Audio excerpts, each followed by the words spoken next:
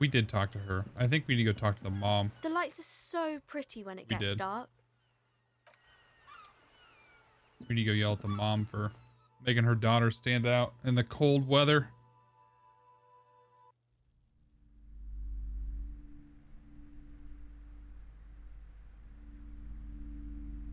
All right, lady, you're a little uptight for me. Hello again, esteemed officer, and welcome to Crime, Romance, and Biographies of Famous People. She reminds me of that terrible woman from Harry Potter. Umbridge. What if I want to buy a book? Then why are you talking to me? Everything is on the shelves to browse. Don't you feel compelled to buy anything? Yeah. See Yeah, those Rim. Can I put it on shelves YouTube? It'll there? probably go live on Be Saturday. drawn. What? All right. So what types of books do you have? Everything is on the shelves. Take a look yourself. The shelves compel you, don't they? Oh, man, She you're dead end. smiles and nods, seemingly relieved. The girl outside mentioned this place is cursed. Cursed? Who said that? Annette? I will have a word with her. This place is not cursed. It has a robustly magnetic energy. Good for commercial activity. My business is thriving, sir. Fair enough. What in God's name is she talking about? Yeah. Doesn't feel like it's thriving. Feels ghostly. About your daughter. Oh, yes. How's my precious doing? She's a good girl. Annette is quite the trooper. She's a great value add. As a young girl should be. With the proper attitude, she'll have a bright financial future. Okay. The woman before you scans the store, her shoulders rigid and tense. Every now and then, she nudges her glasses. I think this is all we're getting from this lady. I kind of want to poke my head in back, but I don't think she'll appreciate that. The display rack is brimming with worn paperbacks featuring an extremely muscular, sword-wielding barbarian on the cover.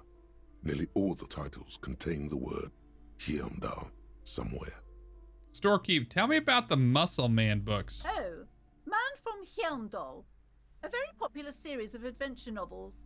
They're awfully immoral and violent books. Really? Why are they so popular? Blood and violence, scantily clad women, epic narratives, all those mystical things he encounters. They're bound to grab those with little imagination and nothing to do. Heard that. Sounds good. Which one should I start with? What does it matter? They're all the same. However, the customer is always right, they say. If you're a novice of the series, I'd recommend Hyundalaman, the man from Hyundal. It's supposed to be a good introduction to the series. Do I want to do this? $9 Man. Maybe $9 is kind of expensive. Rows and rows of Hyundalamen blur your vision. You make out some titles. Man from Hyundal and the Mammoth Riders. Man from Hyundal, Return to Hyundal. And the solipsistic Man from Hyundal and the Hyundal Man. Yeah. All The right. display rack before you is burdened under piles of Man from Hyundal novels. Pain threshold. All right, let's go for it. Nothing of interest. Bummer. Only silence and the cosmic background pain radiation. That's fine. We're outie then. What do we got over here?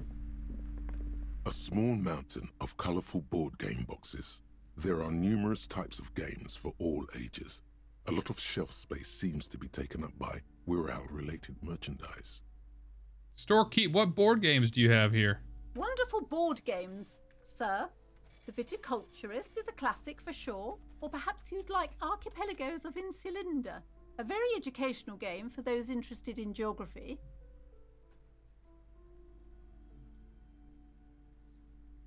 Browbritter is a fun game of economic competition, but can get quite intense after a while.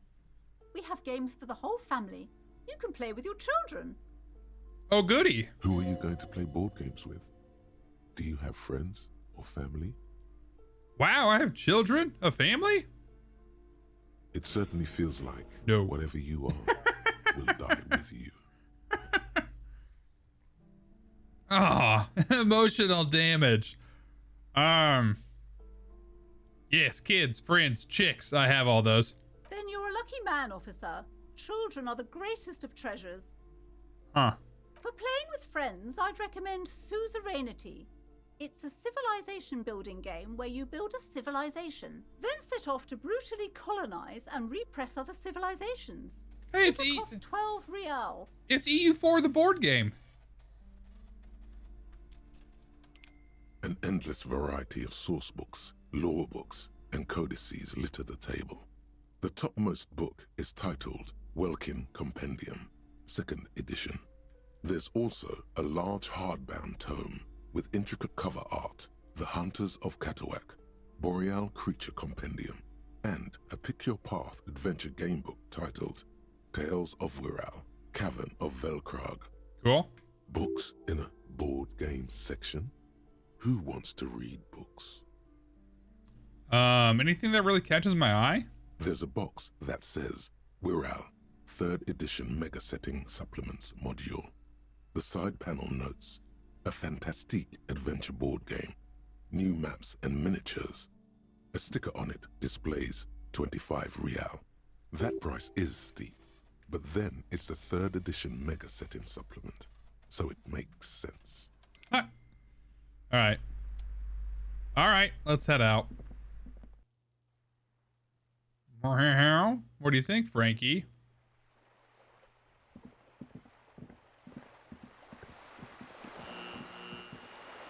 Ooh, the lights buzzed on. That's actually pretty cool.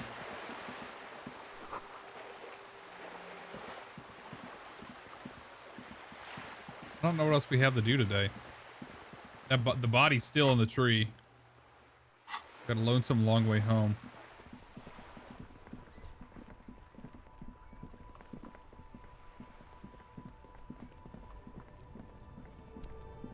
We need to find the bootlegger somewhere.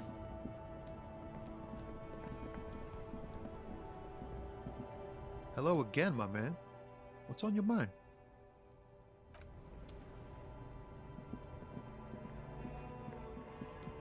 Nothing's on my mind. Looking for something, Hunt? Come to...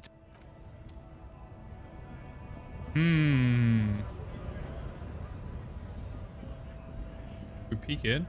I Lorry's break in? stuck in the The windows are clear. They've been recently... Yeah. Already looked in there. I got a dead end there. Is there no other lorry drivers?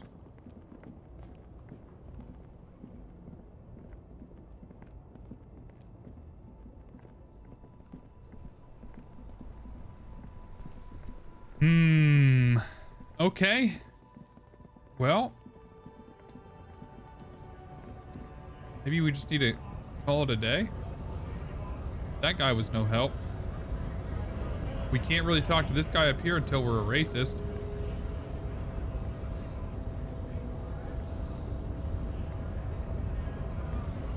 Right?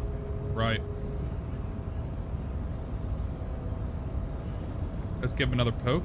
The unpromising race pupil returns. You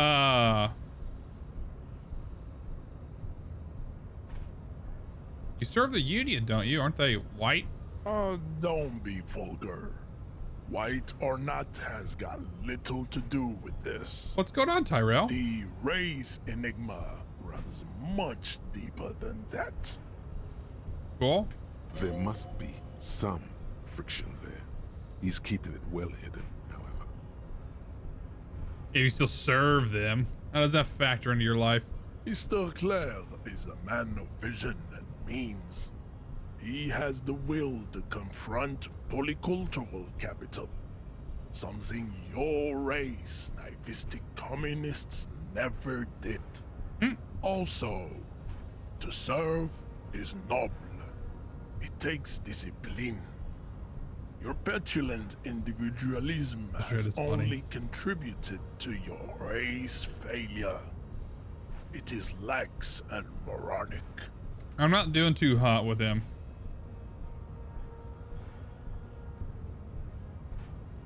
Individualism is my jam. Jam. Individualism. You have gotten these ideas from degenerate youth culture, have you not? You have picked them up from rock and roll songs? I have gotten it from disco, actually. Offshoots of the Seminoles people invented disco while having sex under the influence of cocaine. It is a shame upon my race. But what is done is done. I am not surprised you enjoy it so much.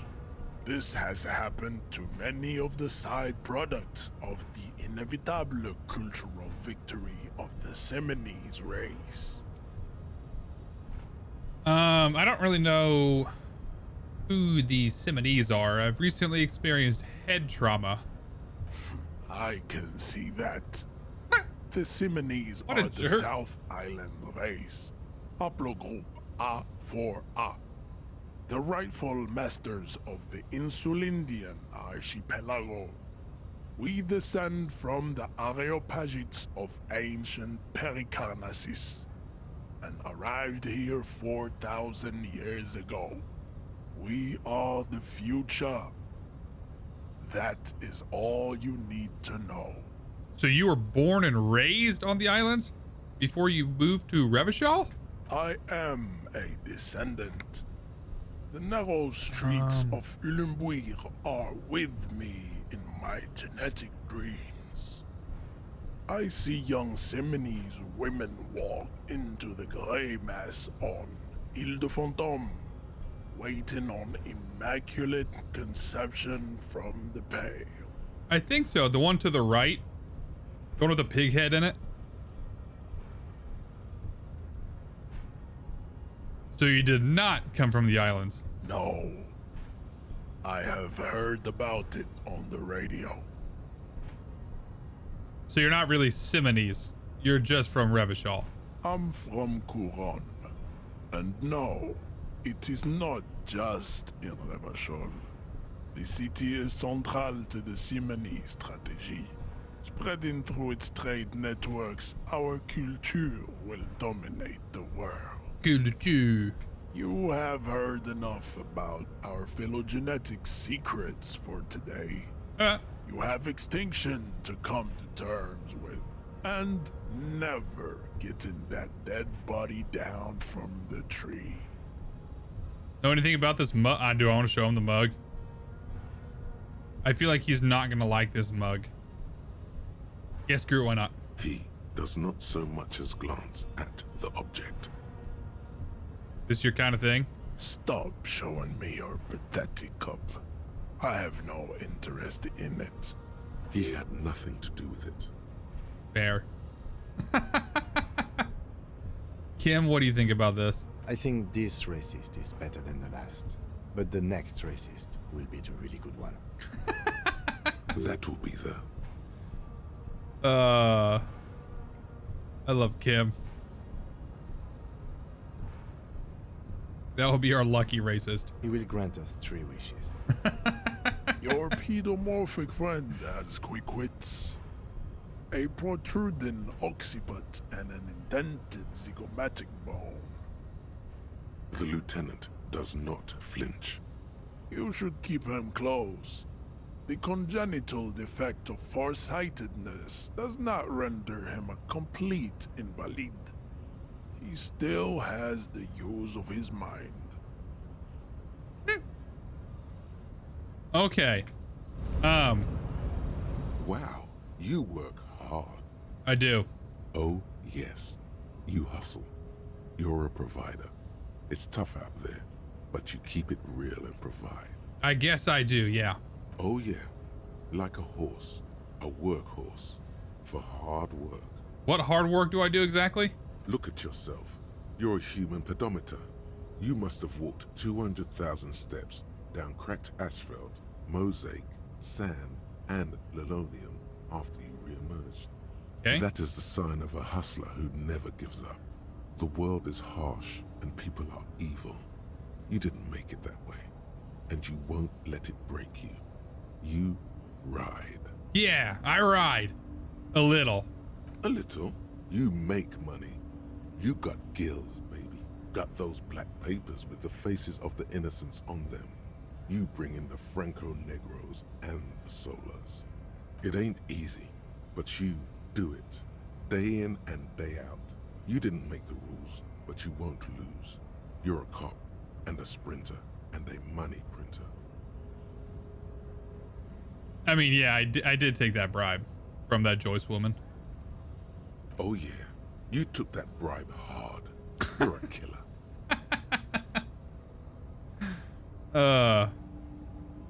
I guess that made some guilt, sure. Sure. And has it been easy? Is life easy? Have you not gone into cardiac arrest? Are you not about to have an anxiety attack or shoot yourself in the mouth? What? But you still hustle 24/7, ride or die. Now, ask yourself, are you rich? No, I'm actually not. That's right. You work harder than anyone.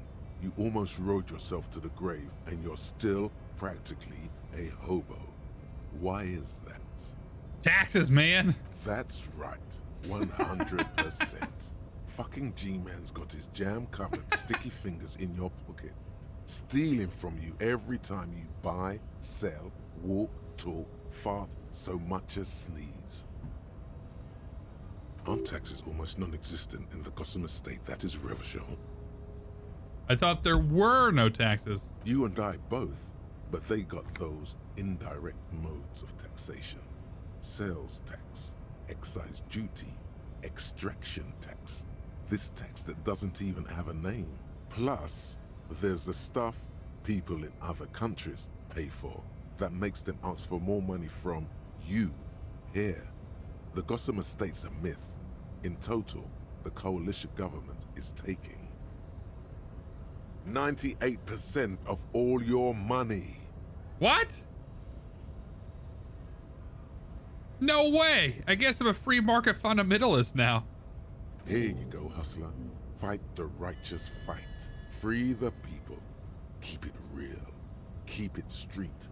Keep foaming at the mouth furiously on the tax issue. Nice. Yeah, Tyrell, I don't know if I can actually do that jump to the code or not. I should go try it though. Worst case scenario is I die. Lonesome, long way home. Here we go. Home awaits. Walk past Station 41 and through the market, past the Boogie Street spearhead to the other side of the lake, the frozen eye at the center of the district. Then past the video rental store on the corner. There, at the end of a street lined with pine trees, a small house no larger than a matchbox. 11 Voyager Road. You no longer live there. Those times are gone. And so are those people. Why did you come here? Why are you still here? And where's the dealer? You have to get back to work. That's all you have now. Savoir-faire? Savoir-faire? Indirect modes. I need to do, I think I need to do advanced race theory, unfortunately. Robocop. Oh, what did that give me? Learning cap perception raised to 5. Speed gives 1 psi. Okay. Temporary research bonus -1 drama. Fooled by the absurdity. Okay. Oh, it only takes 1 hour 40 minutes. Thank God. Okay, let's internalize that malarkey and let's go see if I can make that jump. What's this way? Nothing. Let's go back out to that shed. Let's try and get the coat.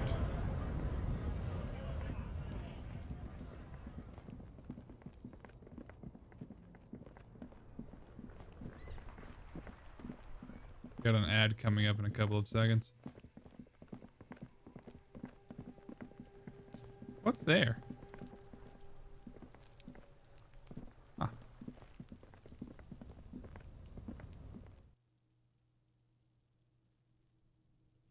wonder if I did some drugs that'd make this jump easier. Or I can just save.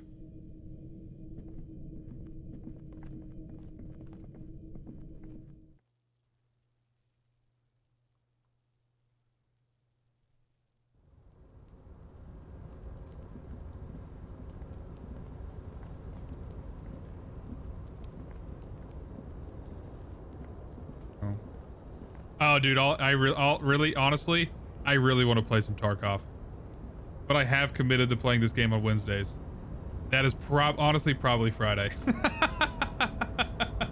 A tarpaulin cloak is still caught on the railing. No one has claimed it for their own. That is most likely going to be Friday. Yeah, I really want to play. Oh, yeah, you're gonna be in San Francisco. That's fine. I mean, honestly, that's probably I can play Friday. Perfect. Probably a good time then, Chance, because we wouldn't have a full squad for Deep Rock anyway. What's a button for quick save? Do I have it? F5. Good to know. Is it F5? It's F5. Yeah, I really want to hop into some more Tarkov. The tarpaulin cloak is still caught on the Go railing. for it. No one has Holy claimed shit, it I for got their it. own. As you leap in the air, a chilly breeze engulfs you, sharpening your senses. I'm actually gonna wait. I'm a little annoyed this is happening during an ad, so give me 30 seconds.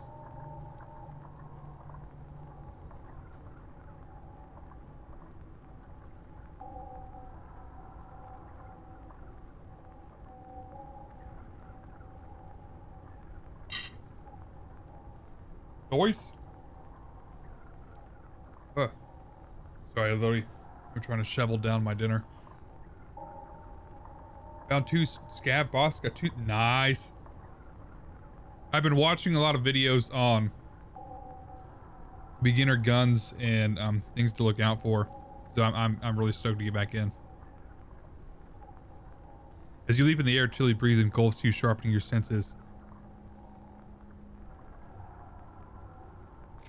Close your... I don't know if I want to close my eyes. Continue the voyage through the salty air. Hell yeah! As the concrete floor welcomes you, you realize it's been a while since you felt so alive. Alert, capable. Must be the adrenaline. Is that one guaranteed to pass? Because that was only 8%. Did I just get lucky there? Or is that a guaranteed success? I knew you could do it. My climbing down might not have been as disco as your jump, but at least we can explore the harbor now. Oh, good shit. With your feet firmly planted on the concrete, the noise of the harbor rushes back in. Nice. Get my coat. Take it. Can I wear it? What's this do? Ooh. Oh, it's not as cool. I was hoping it went down to the ground. Actually is an upgrade though. +1 shivers. Can I look? Is there anything in the pockets? Nope. Sure isn't. Are they just lucky? Nice.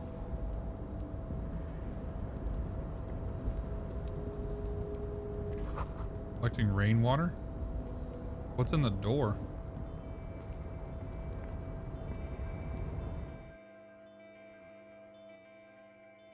I guess I don't know which way the harbor is. Oh shit. What do we got here? I got La Fumée. Cool. Someone left the coffee machine on. Dark liquid in the pot looks almost sentient. Standard office filing cabinet. On second glance, someone has forgotten to properly close one of the drawers. It's unfortunate for the Union to just leave their paperwork lying around like this. Let's see what's inside, he thinks. The drawer opens smoothly. Inside is a well-organized selection of brown folders. Browse the folders. Hundreds of documents containing logistical data. 2 kinds of transactions stand out. Materials coming into Revachol from the outside world, from Muindi, Grad, and even Ilmara. And the same materials being handed over to companies inside Revachol. Kuron, Coal City, La Delta, and Jamrock are listed among the many districts where the imports are being sold. Anything interesting? It's hard to make sense of this thicket of company names, dates, quantities and percentages. You try to focus, but the lines are getting blurry. Force myself. Whatever's Got hidden it. here is hidden well. Concentration isn't enough. Only a trained accountant with a background in logistics would be able to really make sense of it. However, there is a little handwritten note stuck on the side of the drawer. What's it say? It appears to be a to-do list written in large, uneven capital letters. Okay. Remember, Leo, Everard's shoes, special whirling borscht, water Everard's plants, sweep office floor, more banners. Okay. All items on the list have been crossed out, and the note itself is crumpled. Look, Kim, the to-do list. To-do note with a list of errands for Everard. Everard Clare, probably. The head of the Debarders Union. One of his aides must have left it. Nothing incriminating here. The special borscht seems a bit odd in the list. Mm-hmm. What is so special about this borscht? Code for drugs? Booze?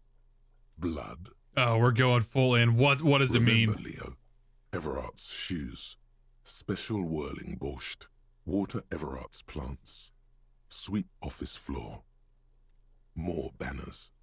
Why do they need the banners? Oh, probably for...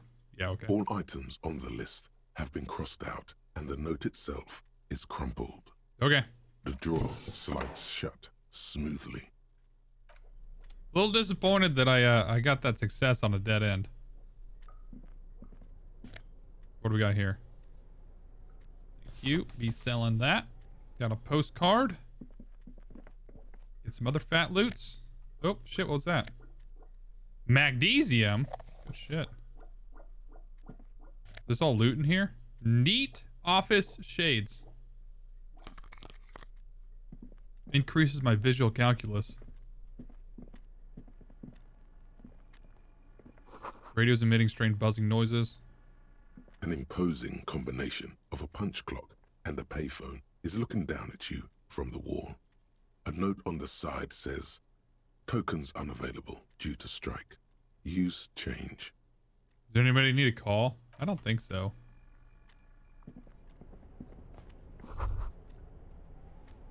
Okay. Oh, shit. What was that, though? What's this say? Okay, fine. We talked to the union leader.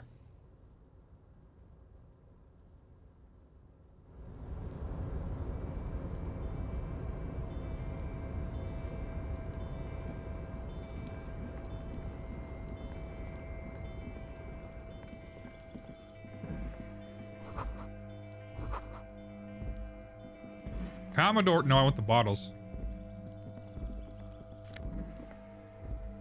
Yes, please. I can turn these in for big money. Oh my god, is this all bottles? Holy shit.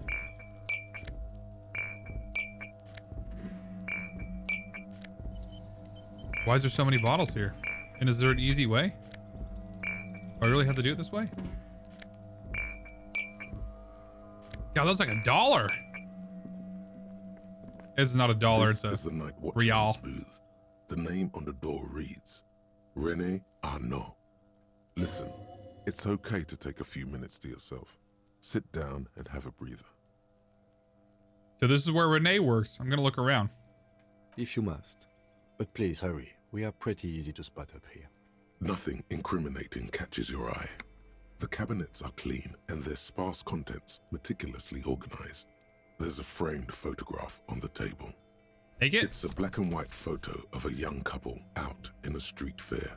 The man, René, is dressed in a Royal Carabinier uniform. The girl is young and very pretty. She is smiling playfully at the camera. René looks like he's about to smile. This photo must be tied to some good memories. Why did you take that picture of René?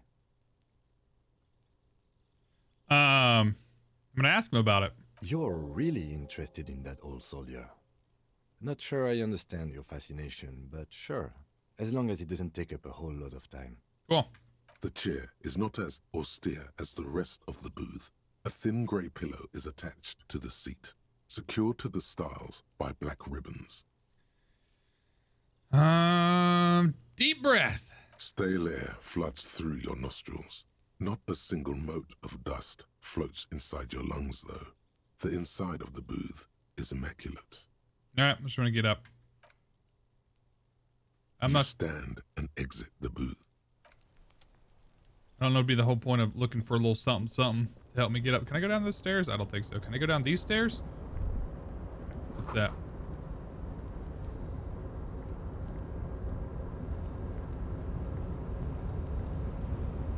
Oh, okay. What do we got here? Does this take, wait, A rusting control panel with The crane. several knobs. 2 buttons marked Marsh and Arrête are faded with use. It seems to control the large crane above. A container is attached to its hook block. Marsh. On. Arrête. Off. turn it on. With a loud grind, the crane shifts overhead, moving a massive metal container through the air. Okay.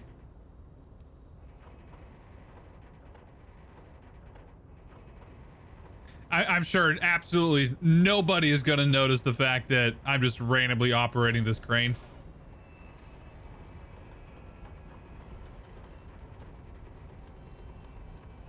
That thing is wobbling.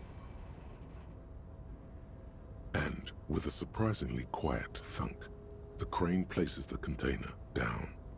The harbor sleeps as the strike rages in the distance. The crane can rest again, now that its purpose has been fulfilled.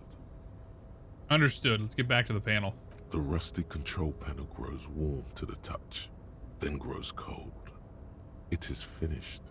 I can't see how that was worth the ruckus, except for seeing the crane in action, which I admit was satisfying. Yeah, that's the whole point, Kim. Can I not get up here? Oh, I can get up here. What's in the container? There's gonna be something in this container, Kim, and I'm gonna rub it in your face. Before you stands a cargo container, just one of many in the yard. Lieutenant, I think there's something special about this container. You do? Because I don't. What? Why not? There are a million containers here. Why are you fixating on this one? It was hanging from the crane. You just picked one out because you wanted to interact with a cargo container. Quit, Kim. We're not here to interact with containers. We are here to get the body down from the tree. Hold on, let me knock on the door. No reply. I'm gonna open You it. attempt to turn the handle, to no avail. The doors seem to be mechanically locked. Okay. To your left, the lieutenant considers your actions with some puzzlement. Impossible. Fine. Leave the crane alone. No fun, Kim. Shipyard head is oddly quiet. The great machines are sleeping.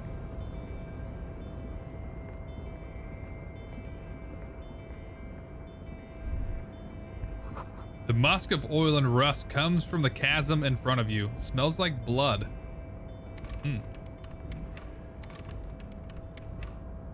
What? Apparently I can't do anything with that one. That's weird. Industrial sized thermos. Smells like burnt coffee. Ooh. All right. Got more coffee.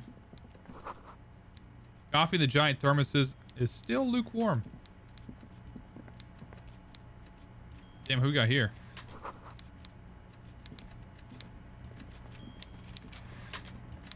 What's up, bud? Damn, he is one with the desk. Chair, desk, everything. Before you is a walrus of a man, Huh. seated behind a large desk. He looks up from his work, not the least bit surprised to see you. With great effort, he straightens himself up in his chair, yet says nothing. He simply stares at you. Let's get straight to business. There's a dead body in a tree. Welcome, Mr. Dubois, Mr. Not the voice I was Kitsuragi. expecting. It's good of you two to stop by. Please, have a seat. Meh. I'm Everard Clare, head of the Debarders Union here in Martinez. Okay. I'd offer you my hand, but unfortunately my health prevents me from getting up. You understand? Same. He looks extremely comfortable. The tiny folding chair, on the other hand, looks like a torture device. Huh. You go ahead, detective. Whatever he has in store for you, it can't be good, he thinks. I'll do my best. Forget about that. What's with this Dubois stuff? You're getting some seriously bad vibes from that name. Why are you calling me Mr. Dubois? Please, Mr. Dubois, let us converse in a civilized manner, as equals. Take a seat. I insist. Okay. It's nothing. Yes, that's probably right. It's nothing. Forget about it. Filter it out. Do I need to Google if Dubois means anything in French? He's trying to throw you off your game with this Dubois nonsense. Don't give him the pleasure. I'll just take a seat. Excellent, Mr. Dubois. I can see that you're a reasonable man, and reasonable men can be of great use to one another. Remain serious. So tell me, how can the head of the Debarders Union help a representative of the Revachol Citizens Militia today? The chair you're sitting on has got to be the most uncomfortable chair in the world. It's violating your backside. I'm gonna get killed by a folding chair. Oh, by the way, I heard you got a rather rude reception from a certain Lawrence Gart. Some people have no manners, it pains me to say. Yeah? This should take care of that nonsense. Points to a giant novelty check on his desk that's absolutely comically huge. It should be sufficient to cover your expenses for a few days and patch over your differences with a cafeteria manager. Go ahead, take it. That seems like a terrible Hey, idea. That's 25 real. That's good money. Think of all the stuff you could.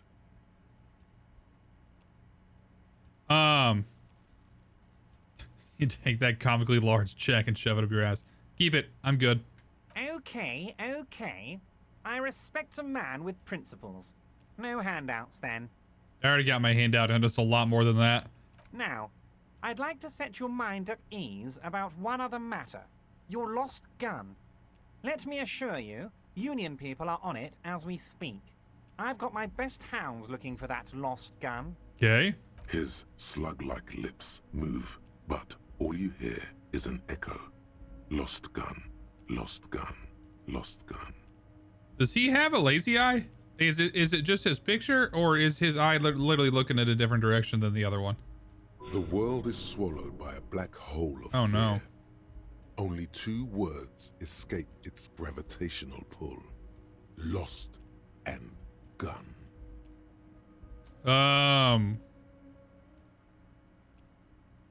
I would appreciate any help you could provide. Are you all right, Harry? You seem anxious. I'm not. Don't be. Everything's going to be all right. I'm aware. It's not like you left it loaded. You didn't lose a loaded gun. Local children aren't out there playing with it right now, pointing it into their own mouths. It's in a safe place. I just know it. I have a feeling everything's going to be all right. The chair is killing you. God dang it. Kim? Officer, we will deal with this later. We don't need Mr. Clare's help with this. I'm aware. I wouldn't be so sure about that. Damn it. Do I need to heal? Do I need to pop anything? Do I need to give... Composure. God, you're sweating. Your knee is jerking. You're about to cry, aren't you? You're about to cry because you lost your gun and those children are gonna shoot themselves with it. No, I'm not about to cry.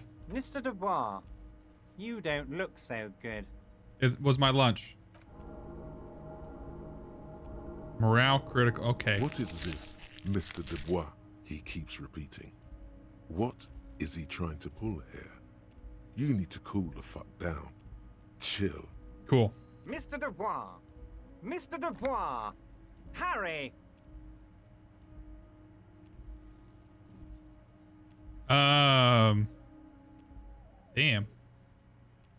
Keep sliding down the chair like a jello shot. Mr. Dubois, are you okay? Can I get you a glass of water or something? Are you having some kind of medical emergency? Is my name Harry Dubois? Maybe you could use your hands somehow, in a kind of throw-in motion, like you're throwing that Mr. Dubois act right back at him. He's Mr. Dubois.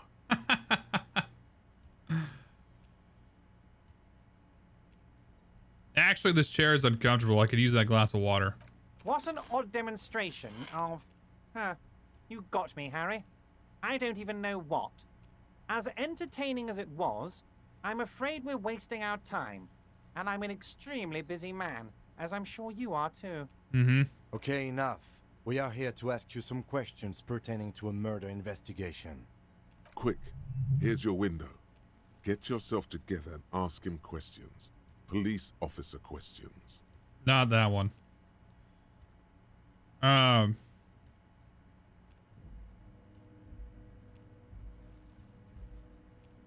You called me Mr. Dubois. Why?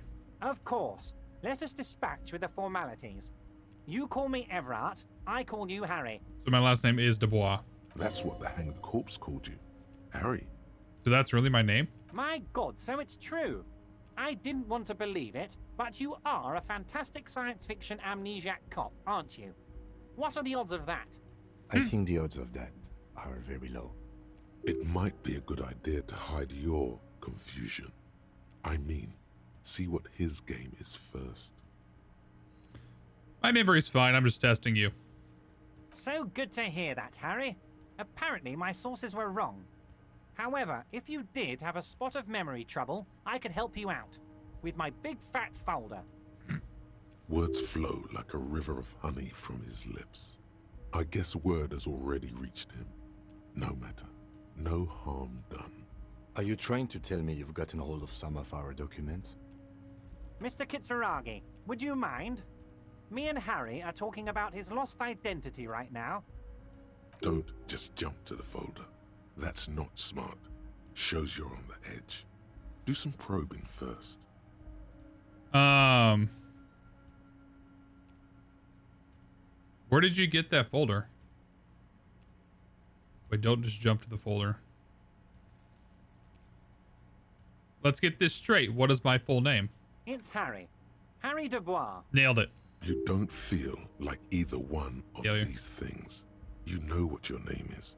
You have a sophisticated name, like that of a count, With a or U. a beautiful man. Okay, I like it. I can work with that. And I can work with you, Harry. Now, what else can I do for you? Where did you get that folder? Ah, this? My friends in your organization gave it to me, Harry.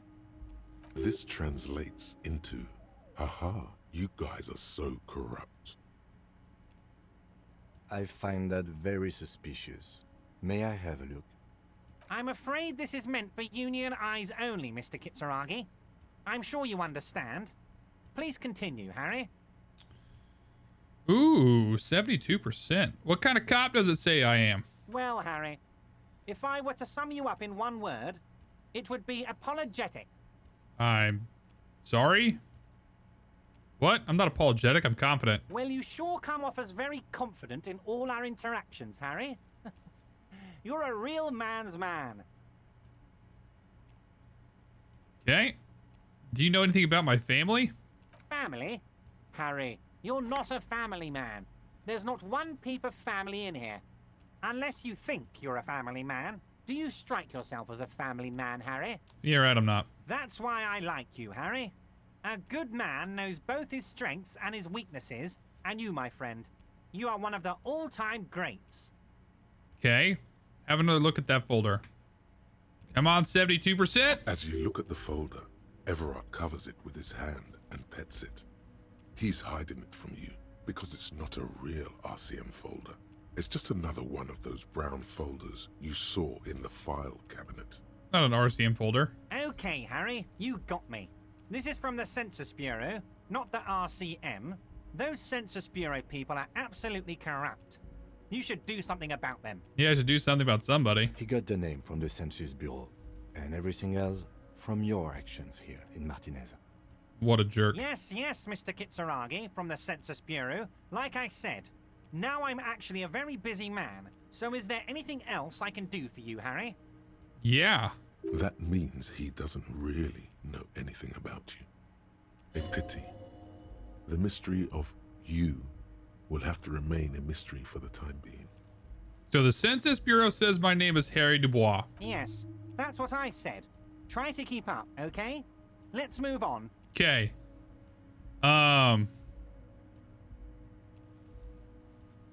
Could you help me get a dead body down from a tree? You might have noticed there's one hanging on a tree behind the hostel cafeteria. Oh my. Don't take this question personally, but why would I get involved in this matter? Mr. Clare, the man was hanged with a cargo belt, a steel-reinforced cargo belt. It's safe to assume the Union had something to do with the murder. Besides, getting the body down would benefit all of us. It's a stain on the neighborhood. Also, I studied the footprints of the crime scene. Worker boots. I can certainly see how having him up there might start affecting some real estate values.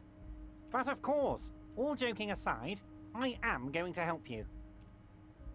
Jean-Luc, my boy, I'm sending 2 police officers down. They have a dead body in a tree problem they need help with. Namely, they need it to be taken down. And, Jean, please take it easy with the race science. He's had enough of that. You can find Jean-Luc down at the gates, but you already knew that. Anyway, he's going to help you. Cool. Let's talk about my lost gun. Yes, your lost gun. My best men are on it.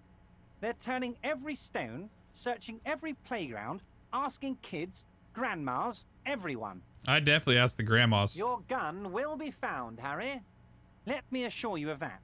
It's just a matter of time and effort. Mm-hmm. The only way to find it seems to be working with him. He might even be holding your gun hostage. I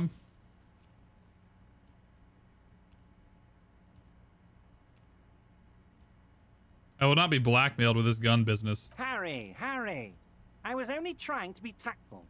A lost gun is a dangerous thing. I can't have it around in my neighborhood.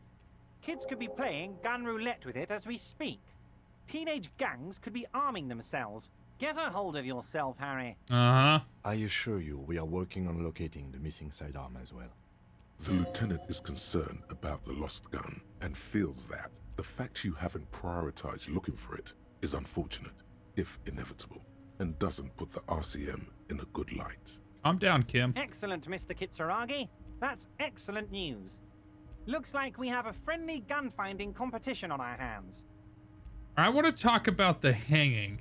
Oh, of course. That's your main thing here. Yes. That's why you're in Martinez. Yes. I know everything that goes on around here. Do you? And I would love to help you, like I'm helping you with the body and your lost gun. The body is the hanging. I mean, it's no secret that the lynching is connected to the strike. So much to talk about. Honestly, it's been weighing on me so heavily. I understand you need to interview me. I sense there's a but.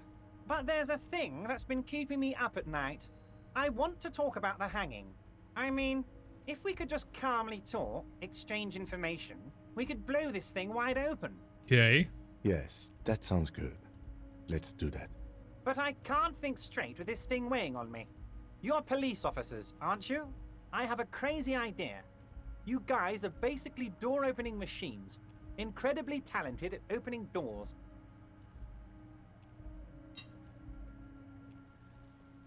I've opened a few doors in my life. And I'm sure you're going to open this one with flying colors, Harry. This really is very simple, and there's nothing shady about it. Okay. The stars aligned into a cosmic frown here. He has your fate decided. Bide your time, however, and let the stars continue their course, and that frown shall turn into a smile. Only if you play along. Whose door is it? Oh, no one's. It's just a weasel. A weasel lives there. Nothing for you to worry about. And why don't you just open it yourself? Harry, I'm a very busy man, and more importantly, I don't have that extraordinary physique you do. You look like you could run around all day. This guy? The guy that looks like he's about to die from, I don't know, long-term hangover syndrome? You want to send someone a message that the police are working for you. I repeat, I'm a very, very busy man, Mr. Kitsuragi, and therefore I must occasionally enlist outside help. So what will it be, Harry? What do you mean by a weasel? A loud blabbering weasel. When weasels feel no one is watching, they start acting foolishly. Okay. Just go there, unlock the door, and leave it open. It's been such a burden on me, Harry. I just want this to be over so I can discuss business with you. I bet you don't even know anything about the hanging. Harry, my dear friend, I am what people call a local bigwig. I know everything that goes on in Martinez. Damn it, fine, I'll look into it. We need to talk about that murder. Fantastic, my friend. Just let me know when it's done and we can take our friendship to the next level. I don't know if I want to take it to the next level. You can get the key from Manana. He's down by the gates. Manana's like a free agent in the Union. Special operations. Hardened socialist. A real free thinker, too. He'll tell you precisely where the door is. One last thing, Harry. Okay. Just open the door. You don't need to go in or anything. I just want that weasel to come home and see the unlocked door. Fine. I don't know if I want to tell him about Joyce. I definitely don't want to tell him about the drug trade. What's in the container outside your office? My dear Harry, there are literally millions of containers in this harbor. I couldn't possibly remember what's in all of them. Nah, this is a special one. It was attached to the crane. Harry, you smooth-talking son of a bitch. Time is a precious resource, and I don't have enough of it to count containers with you. There's definitely something in that container. Smooth talking. Maybe that's the way to go about opening the container.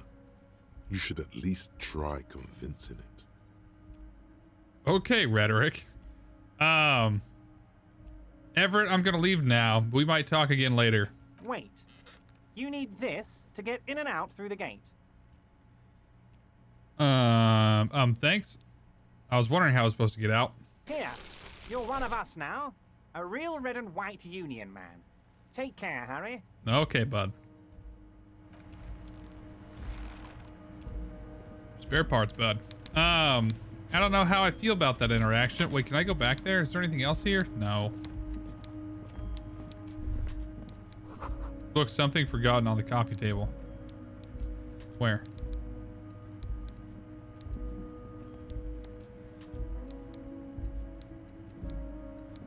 What? What was it talking about?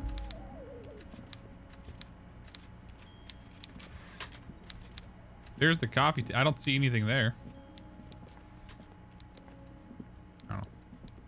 I don't know what it's trying to tell me. Okay, we can get the body down. We gotta go talk to Measurehead. So that should be fun. What else do we get? We got a book. That was actually from his... That was from his office. I should have read that before I talked to him. The front of this quarterly journal features a large satirical portrait of the late King Friesel. From the sides of his head, a pair of white antlers spread to the corners of the cover. Why Friesel? Because Friesel was incompetent, foolish, and cruel. In short, the embodiment of everything the communards wished to overthrow. It's satire, you see. Why antlers? Because white antlers are one of the symbols of communism. They represent a society in accord with the natural world and at the same time above it. Cool. To your disappointment, there aren't any full-color pictures to direct your attention. Bummer. Just column after column of closely set text, interrupted occasionally by little doodles in black and white. It's not a picture book? Get out of After here. rifling the pages with your thumb several times, you return to the table of contents. The magazine is divided into several sections. International development, Kunst und Kultur, and local concerns. What is Just Kunst? inside the cover, there's also an editor's note. What's in Kunst und Kultur? It takes a moment, but gradually it dawns on you that Kunst und Kultur must mean arts and culture. That makes sense. Why they decided to title this one section in Volda is beyond you. It evokes a sense of recognition and fellowship among those privileged enough to understand.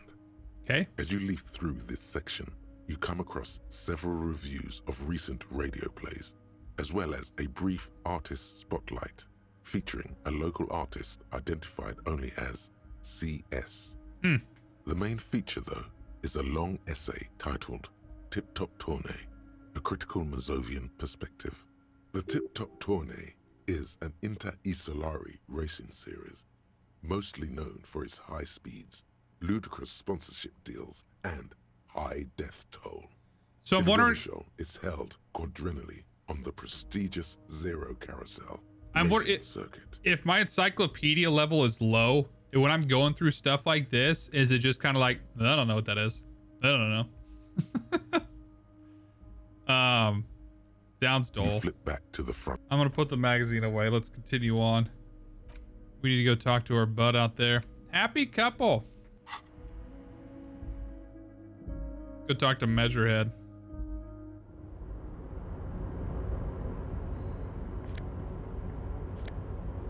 Money. Cool. Who's this? Container, container, container. Okay.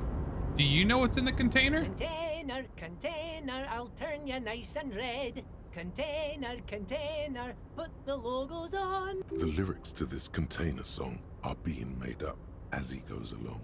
The accent is so thick, it's impossible not to notice he's Ubi, from the vanishing peninsula of Ubisunt on Muindi. Container, container, used to be Wild Pines. Container, container, now belongs to Everard. Hi. Everard, Everard, Everard, he looks after everyone. Huh? Well, hey there. How can I help you, mister? The look in his deep blue eyes is as sincere as you've ever seen. Kind of makes you feel like an arsehole for no apparent reason. I see you are not a union man, mister. Did you get lost? You're not one of them scabs, are you? What is it with you people and scabs? I mean, I don't personally mind. Folks is just folks, you know, and folks gotta eat. Yeah? Just some of the other guys don't look too kindly on the scabbing kind, if you know what I mean, mister. You're Ubi, right? Oh, yes. Born and raised in Arish, mister. Mum had to leave my dad after he got a bit violent. Took us here to the new world. I was about 10 then. Too old to lose my accent then. People say us Ubis are up to all sorts of trouble with sheep and other animals and whatnot. I just want you to know there was never any of that where I come from. No, sir. Those are just nasty rumors. Why would you immediately jump to that when you just met somebody? Thank you for clarifying that, sir. I don't know. I don't think I'm going to say thank you for clarifying that. That was out of nowhere. What are you doing with the containers? Oh, I'm just making some covers for them containers here. Yes, I am. Yes, I am. So it's easier for the crane operators to spot them. What's going on here? The containers in the yard are green in Wild Pine's livery, and the mountains rising behind Leo is all red in Union colors. It's like some red infection was spreading outwards from the container yard's core.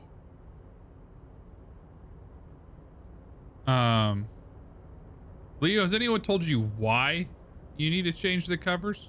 No, not really. Mr. Everett doesn't tell me all the big things. Says I go and tell them to everyone. This looks like a massive redecorating operation, Kim. Yes, they are hiding it from the inside. All the red containers have the Debarders Union logo on them. Thanks, Leo. You've been very helpful. Oh, no trouble at all, mister. No trouble at all. Are you the Leo who wrote the note to make more banners? Oh, yes, yes. I leave all kinds of notes for myself. That old head of mine ain't so good at keeping things in no more. I almost forgot about the borscht. What was that about the borscht? Oh yes, I've been taking special whirling borscht to the men every day since the strike started. Okay. It's very, very good. Makes a man feel so warm and happy. I feel like I could take on Mr. Renadan's boar dogs every time the lunch is done. Power borscht, huh? Never heard of a borscht that turns little guys into dogfighters. Alcohol, however. What do you mean by taking the soup to the men? Is it for striking? Yes, yes. I'm taking it to them. The borscht keeps them happy and in fighting spirits. Makes you all warm inside. They brew it in the whirling in rags. Hold up. Who makes it at the whirling? Oh, the whirling's cook. He makes it. Them is always talking with Mr. Manana in that weird language and laughing together. He doesn't speak what we speak. He's from Grad. Looks like the borscht is spiked. I'm gonna look into it. Oh, sure, mister. Sure. You do that. Yes, sir. Here's the big question. What's in the container over there? Oh, that one. That should be empty as far as I know. Lots of containers here have nothing in them. They're just waiting to be loaded up. Ah, Leo, it's sad to see you're involved. Told you. Screw off, Kim. Where's everyone? Oh, most of the guys are down at the gates, keeping the scabs from coming in. We're on a strike. The whole union is. You don't have to work when you're on strike. Ha! We haven't worked for 2 months now. So no one is working? Not everyone is down there, of course. Mr. Evrard is in his office, where he always is. And Jean-Luc is guarding the gate. But Titus and his boys got into some drunken trouble and Evrard sent them on a nice vacation. For a week or so. Sounds about right. What kind of trouble did this Titus and his friends get into? Oh my god, are these guys that killed him? Oh, I'm not really supposed to talk about that. That's union business. Him and his boys stirred up something in town. Probably drank too much and got into a fight or something. I heard Mr. Everett telling them to take some time off. What do they actually do? I guess the boys got a bit too rowdy and had to let out some steam. I don't really know the details. That's just how boys are, you know. I haven't been in a fight since I was in middle school. Got him. Easy, Leo. Let's keep this on the Hardies.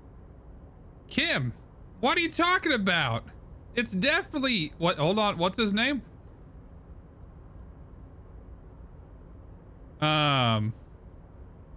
Titus. Look at him. It's not going to be anything useful anyway. Don't fight it. Better to go with the flow. Okay, Leo, let's hear about this fight you got into.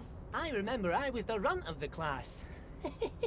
The bigger boys always used to pick on me. You see, I had a bit of a temper back in the day. Flew off the handle like nobody's business. I can definitely see that. But Mr. Everett and his brother always came to help. Once they beat old Noel Becker so bad he needed stitches on his head. Noel never started another fight with anyone after this. Mr. Everett and Mr. Edgar are real nice guys, mister. You should go talk to Mr. Everett. I'm sure you'll be good friends. He's friends with everyone around here. I'm gonna keep pushing that. So no. Not, but Titus and his boys got into some drunken trouble and Everett sent them on. Oh, him and his boys stirred up something in town. I guess the boy. Easy. Look at him. It's not going to be. Too rowdy, Leo. What kind of fight did they get into? Don't fight. Too late. Leo's mouth is still moving, and the words are spewing forth. Words, words, and look, even more words. This guy could go on till the end of days. Now he's talking about some drunk sawmill owner who... Damn it. No. He already switched to a prized fishing rod he apparently owned at some point. You know what? Just cut in there with your questions. Do you work here? Yes, yes. Everybody needs a job, and this is mine. I'm Leonard, by the way. Leonard Bellick. But everyone calls me Leo. I'm like Mr. Everett's right-hand man when Mr. Edgar is out of town. And Mr. Edgar's right-hand man when Mr. Everett is away. Actually, Miss Beaufort is the right-hand man, but she's a lady. Who is this, Miss Beaufort? A real pretty lady with a skin like those Douai Sucre candy bars my missus likes so much. Them are real nice to suckle on once the dinner is done and me and the missus sit down beside the radio. But I can't listen to the radio all the time. There's so much to do around here, and I'm always busy keeping things running here. Yes, I am. Yes, I am. Hold on. Who's this Bew for you mentioned? Oh, Lizzie. She is a real sharp tool. Mr. Everett put her through some fancy school and everything, east of the river.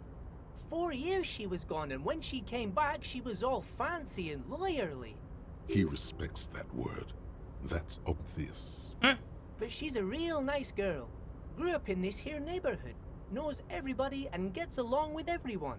Real pillar of the community one day, I'm sure.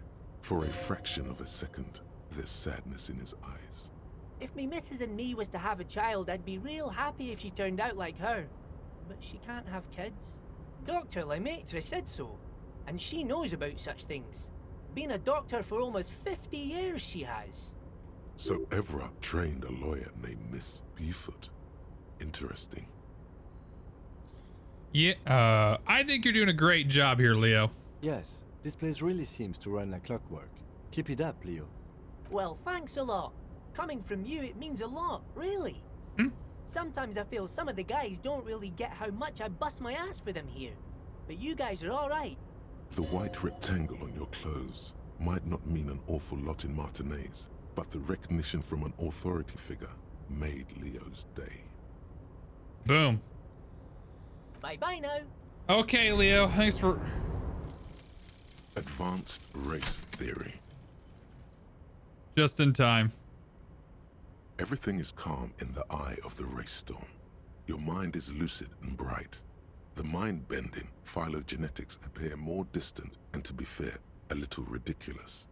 The great race mystery has cleared up. All that's left to do is verbalize your thoughts. Go and talk to Measurehead about your newly found insights. Yeah, we don't need to.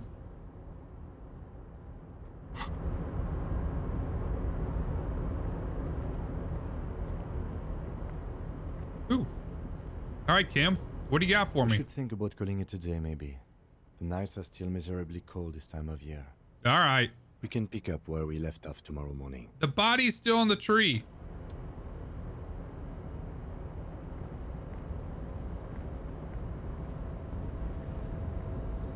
He's harping me all day to get the body out of the tree.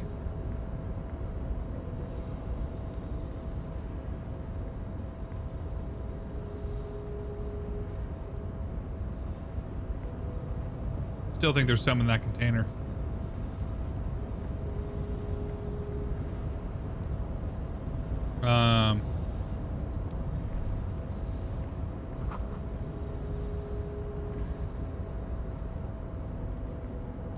I think this is the way I go. Maybe. I'm actually really not sure how to get back.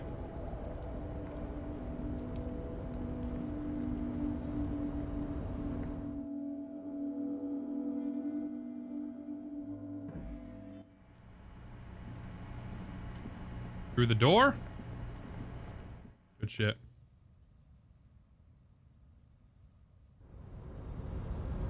Alright, we'll deal with Measurehead in the morning.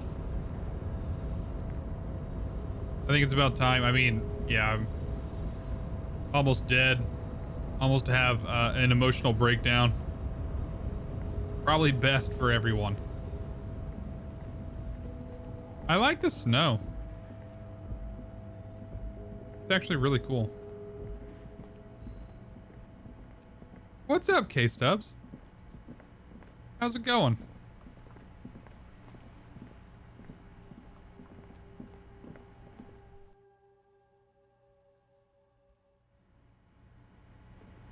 Damn, she's still up?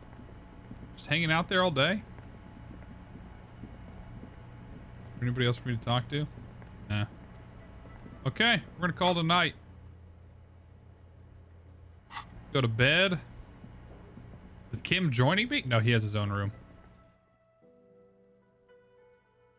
Henry. Day one down. You should pick that fat, juicy cigarette butt from the tray, light it up, and smoke the living shit out of it. Nah. This is the door to the room You redecorate it. Good night, Lieutenant. Just a moment. We should talk about our progress on the investigation. Let's go out to the balcony. All right.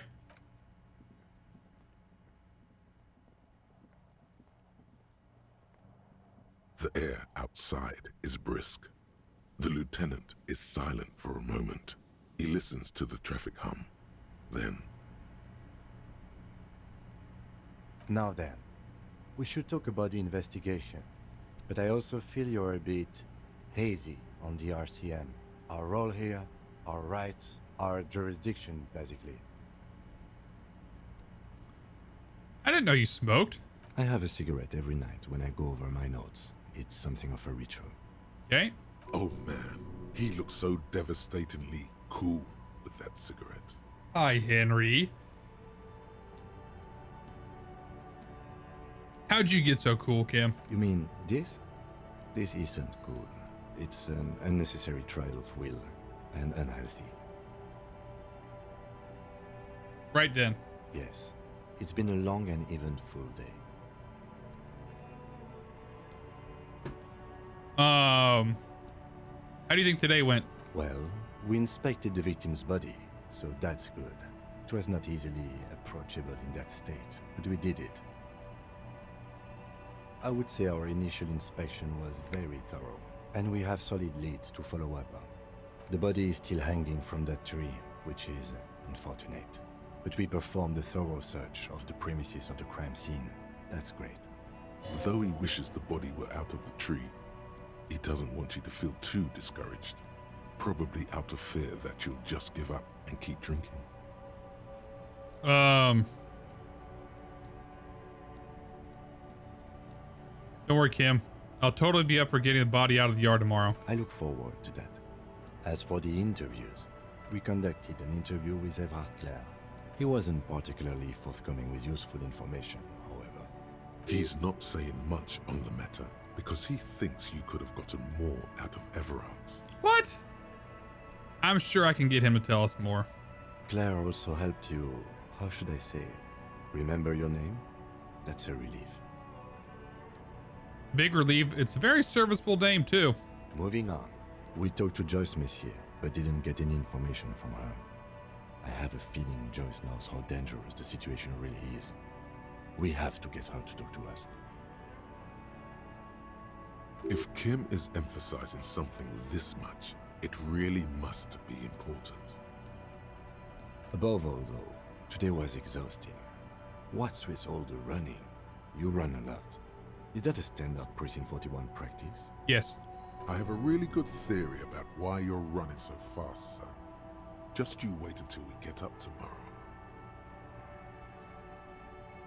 I don't like to waste time, you know. My mind moves fast and the rest has to try to keep up. It's impressive, especially for a man your age. And in those hills. How dare you? Nice shoes, by the way. I like the green. Goes with the orange. So what are our powers exactly at the RCM? They're quite limited, actually.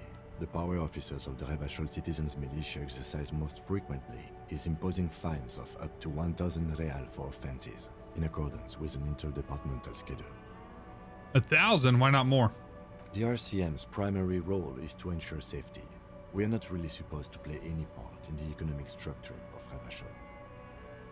Wouldn't that be an easy power to abuse? Yes, although indirectly, as citizens can always request records from their local station.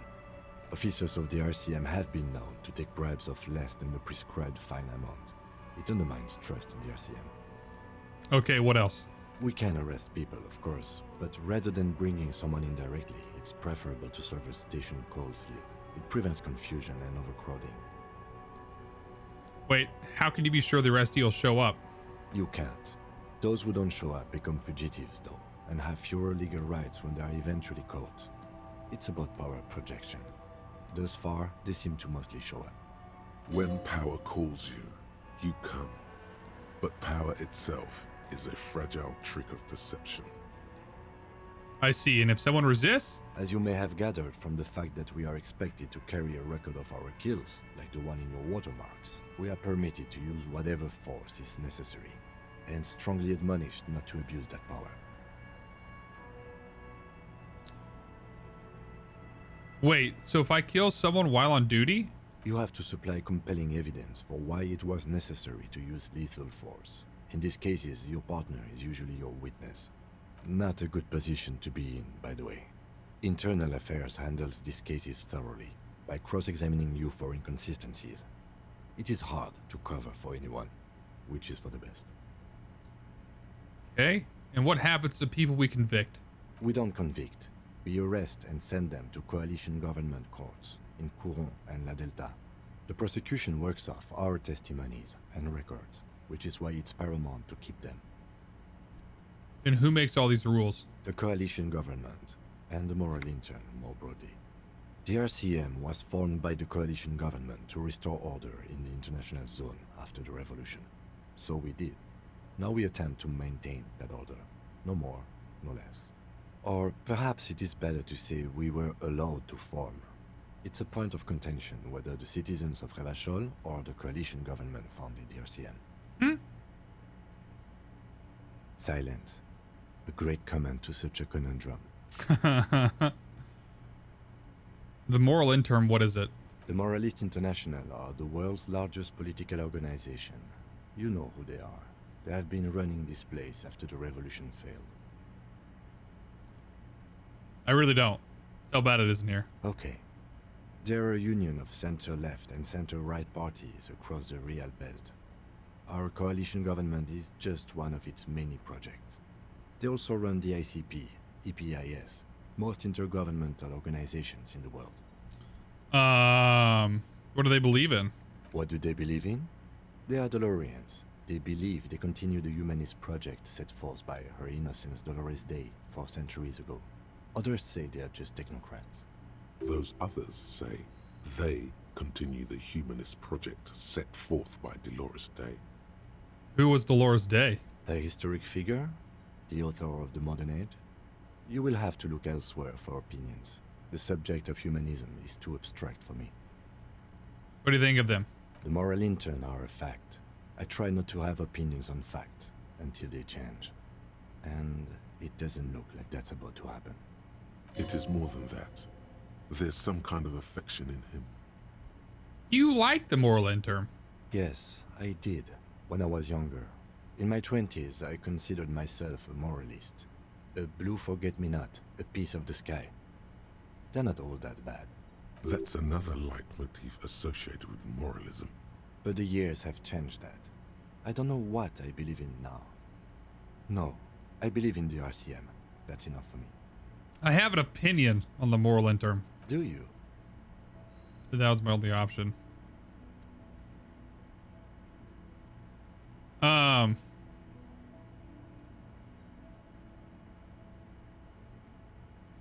Things are bad out there. We need them here, giving us the right to police Revachol. In fact, we would need them even if you didn't think that way. We are in what is called the twilight of international law. The laws we claim to enforce come from the MI. Without them, we are simply vigilantes. Yeah, vigilantes sound bad. Sadly, it is what we already are to the people of Martinez. Most of them, at least, especially the Union. Vigilantes. I expect our job here to prove quite challenging. Say nothing, just look into the night. The dying lights of the city shimmer below. Slowly, like luminous clouds, they pass on his lenses. The lieutenant looks at his slim cigarette, contemplating the next drag. This soldier is the highlight of the day for me, he thinks. This little stick right here. They really don't like us here. And the mouth on that kid, Kuno. It's different inland, in Jamrock and the GRIH. Why are they like this? It's our fault for leaving this place to the dogs, to the Union, to the company. Not daring to come here more often. This place has fallen between the cracks, the jurisdictions of our 2 precincts. In Jamrock and the GRI? We run this city. West of the river is RCM land. It's incredibly hard. Human beings are... But we are in control, and it's worth it. The organization works, our systems work. If they didn't, the city would disintegrate. I hope our investigation will help improve the situation here. At least do some good. Me too. But I wouldn't count on any drastic changes in our lifetimes. Thank you for this. Yeah, it's getting very cold now. Let's go. Leveled up.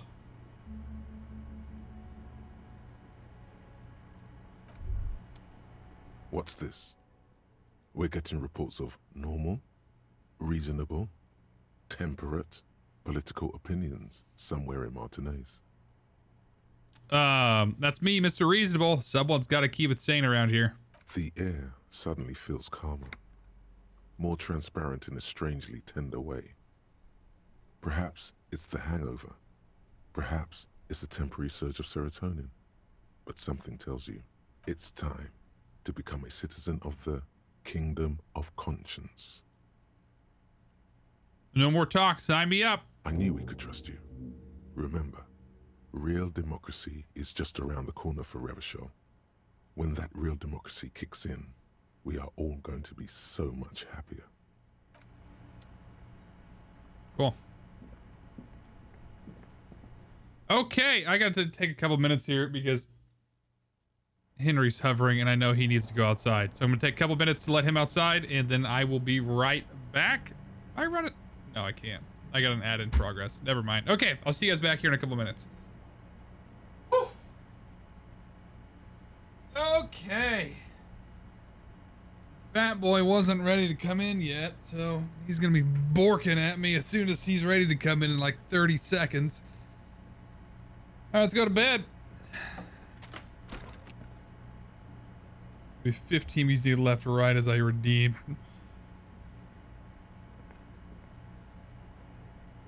I'll catch him on the next one.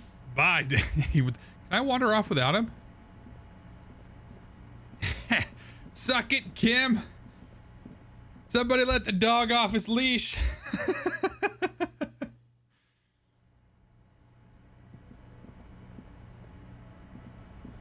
Can I help you? No.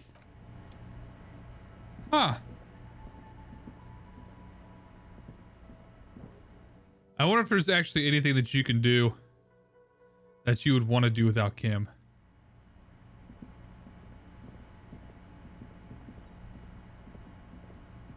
All right.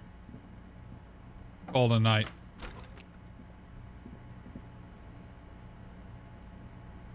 This isn't even a bed. It's a pull-out The bed couch. is cold and not particularly inviting, but it's yours. We're all in. The sheets feel at once coarse and clammy against your skin. The bed sags beneath your weight as you stretch out and finally close your eyes. Am I still hungover tomorrow? And then sleep doesn't come. Been there. The state of my And existence. then sleep doesn't come. But I want to sleep. Obviously, you're in bed with your eyes closed, but it's not happening. Why? Maybe it's the bed's fault. Is it the pillow? Its synthetic filling has separated into hard lumps. The pillowcase smells oddly. No, so it's definitely not that. Is it the blanket? It barely covers your toes, stretching over your soft belly. This is your body here, intimate and warm, breathing. Okay. Under your thrumming eyelids, you see a dizzying array of colors. You won't get off this carousel quite so easily. It will roll over. It's a little better. Colors, scenes, and half-formed phrases still litter your mind. Part of you is still trying to solve the case, isn't it? Who killed him? Who? Something to do with, what was it that the lieutenant said? Union? And it's gone again. Your thoughts lost between the slowing brain waves. No more thoughts. Fall asleep now. Your breathing steadies. A great silence washes over you until your eyelids twitch in your sleep and images start forming.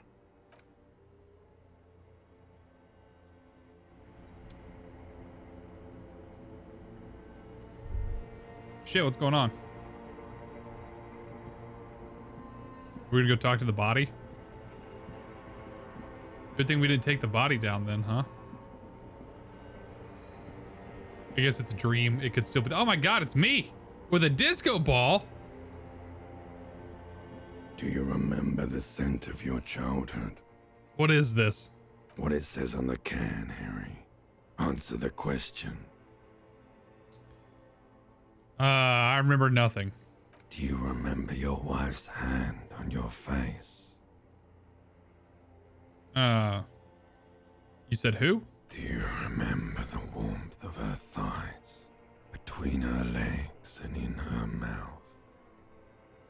Tell me what this is. I'm not answering before you tell me who you are. You know who I am. I'm the bad day. The one where you ask her, and then later in the streets, wandering. It's the worst day of all time, Harry dear.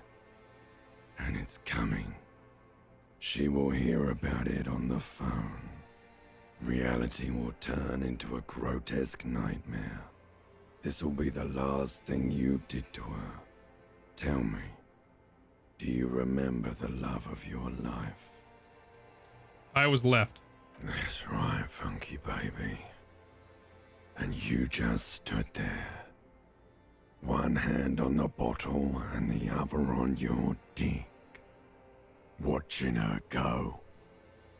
Let it all be dragged away from you. Tell me, where are your friends? Human beings have friends, Harry boy. Where the hell are yours? I can get it all back. No, it's gone. 3 times gone and never coming back. You failed. You failed me. You failed Elysium. What is Elysium? Everything. The Pale and the Isolas. On the surface. The outer magnetosphere.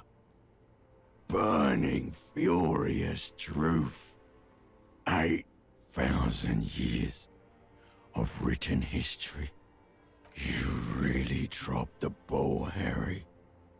4.6 billion people.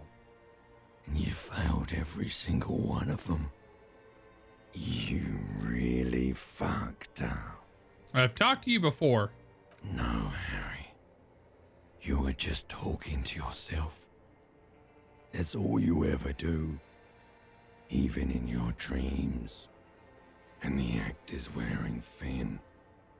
The spots of the disco ball fade around you. You'll be back in those cold snakeskins in no time. Sweating up the bed. Stinky boy. I could come back from this. You're not coming back from shit. Thrashing around in that high conductivity state of yours. Bumping into things and acting like a clown. Who are you kidding? I'm trying to solve this case. You're trying to what? I can't hear you. This is just a word dream now. Jumbled up garbage. The pictures are gone. The bed rises to meet you. A thin, sleep-like state. More glass than velvet. Grinding in your head. So something is wrong. Sleep shouldn't be this bad, this dry, this unnourishing. There's something wrong with your thoughts. Some kind of new type of hangover. God, there's another type? Oh yes, party boy, and it's worse than the one before. Just think of the shit you saw. Here it comes too. So soon already. A silent alarm goes off in your head like clockwork. Barely let you sleep at all. Time to get those clothes on, Harry. Time to go to work in the shit factory. I've had weirder dreams. Cool, we healed.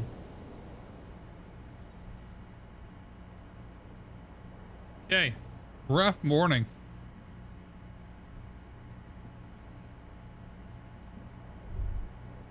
Good going, buddy. My God, what the hell was that? Oh, just a dream. You have ones like that all the time. You feel even worse this morning than you did last night. What the hell is going on with me? You mean, why are you so tired? Too tired and down to even think? It is worrying, isn't it? You can't be a detective like this. Detectives need to be able to think. No, that's not it. Really, I feel super good. That's not really true. Your heart has finally pumped all the speed out of your system, Buster. Time to get some more. Don't do that. Stay strong. The hangover will wear off. You don't need to keep doing this to yourself. Wait, what is speed? Speed is a potent central nervous system stimulant. It kept you propped up all day yesterday, despite your debilitating hangover. How else did you think you even got up from this floor? You got up from this floor because of a holy vow you made 16 years ago. With me. To wake up exactly 7:30 every morning until the day you die. Don't be silly. There was no vow. You were high on speed. That was the only reason you got up. You can't detect without it. It's that simple. No, I can take this. I'm not gonna go looking for speed. Are you sure? Ready to live as this pathetic shell of yourself for days? Basically, a week. Let's be honest, 2 weeks. Maybe 3. You won't make it. Half the town will be dead by then. You will be fired. That's the lie. I can do this without the speed. Half the town won't be dead. Suit yourself, slow, sad shell man. See how you do without your spark. Oof. Okay. Turn down the drugs. Turn down the booze. We're a new man. Can I not knock? What about this lady? The door is closed. Knock again. Still no answer. Knock again? Still nothing. Okay, fine. We're never gonna see her again.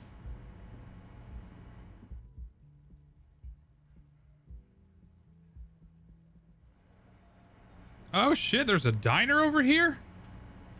Was that closed yesterday? Oh, Kim's already up. What's up, Kim? Morning. Looks like we can get to work at once. The union muscle turned up. They look rowdy. We should talk to them. Why do we need to talk to them? Everything points to the dock workers union. The belt used for hanging him, tracks in the mud, the circumstances in Martinez, my preliminary information, which may, of course, all be wrong. But we still need to talk to them, and it won't be easy. What do you mean by rowdy? I mean ungovernable. Martinez isn't exactly enthusiastic about the RCM being here. They prefer to be policed by the union. These men here, men who drink beer for breakfast, there's talk of an armed wing of the union called the Hardie Boys, who are responsible for state policing. I think it's them. There's so many of them. Maybe we should call in reinforcements? That would just escalate tensions. No captain would sign off on it.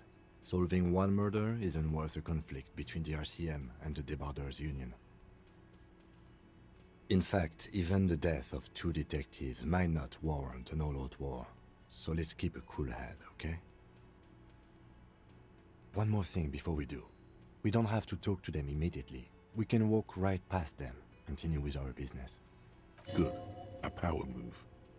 Purposefully concentrate on something else first. But aren't you curious to know what they have to say about the murder? They're in no hurry to leave. They think they own the place. Anyway, I leave that choice to you. Whatever you decide is fine by me. Okay, I gotta do my push-ups. 20! I didn't promise shit. I'll do 15. I'll do 15. If I do 15, that's 25 total. I promised. I gotta go let Henry in too. He's borking. Would hope it works. Ugh. Ooh, the stretches. Ugh. Okay. Okay. Okay. Let's level up. So, got 1 logic, 1 encyclopedia, 1 in empathy. I think I'm gonna go another 1 on logic. I like the logic.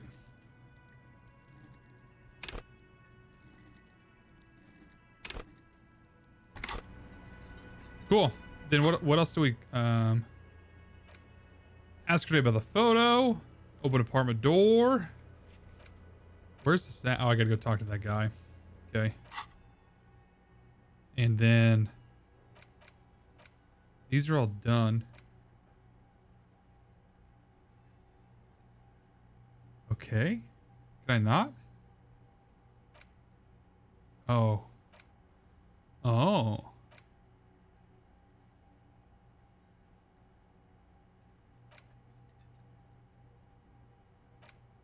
Can I forget it?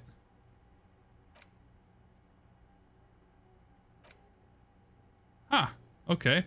Then I guess I can't really do anything right now. I have to use skill points to forget? Okay. Okay. Let's go check out his borscht.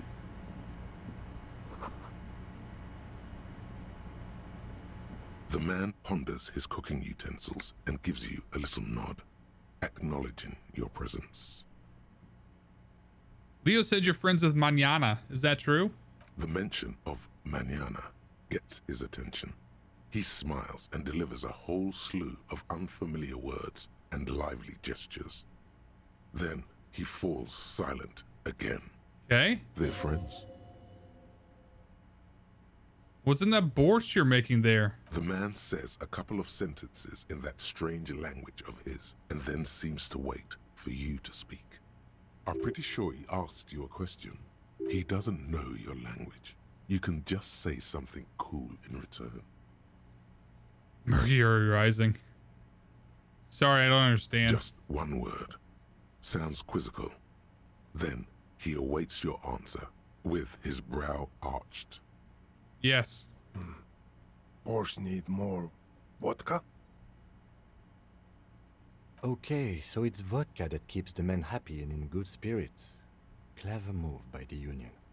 Vodka borscht! I love it, Bratan! Turn it the fuck up and then ask for some yourself. Turning it up seems like a dangerous idea, honestly. The place is a powder keg.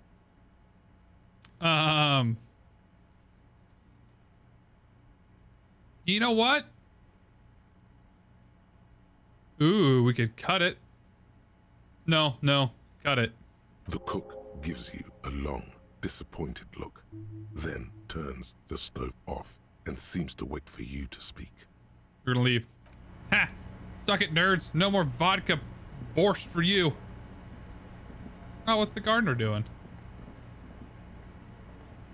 Let me handle this. Detective skin color. I'm still black, as you can see. Do you have any more keen-eyed observations? I apologize for even asking that question. Her entire character has shifted. This young woman is cold as ice. I feel bad, actually. I liked her. She's right. You're basically an epidermochromatic police officer.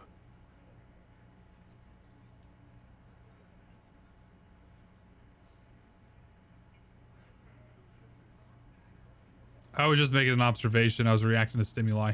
Sure. Reacting to stimuli. I am not a gardener, by the way. I'm a legal counselor for the Dock Workers Union. So she's the lawyer. So let's get to it. You're looking for Titus Hardie? You think he has information that will help you? Maybe he does. That's Titus. Talk to him. But know this. I'll be keeping an eye on you. No strong arming. Nothing official. The District of Martinez does not recognize your authority to make arrests. It doesn't matter if you recognize our authority. We will make an arrest if we have to. She says nothing. Her glare speaks for her. Could this be the Miss Beaufort that Easy Leo mentioned? The one Mr. Everard sent to law school?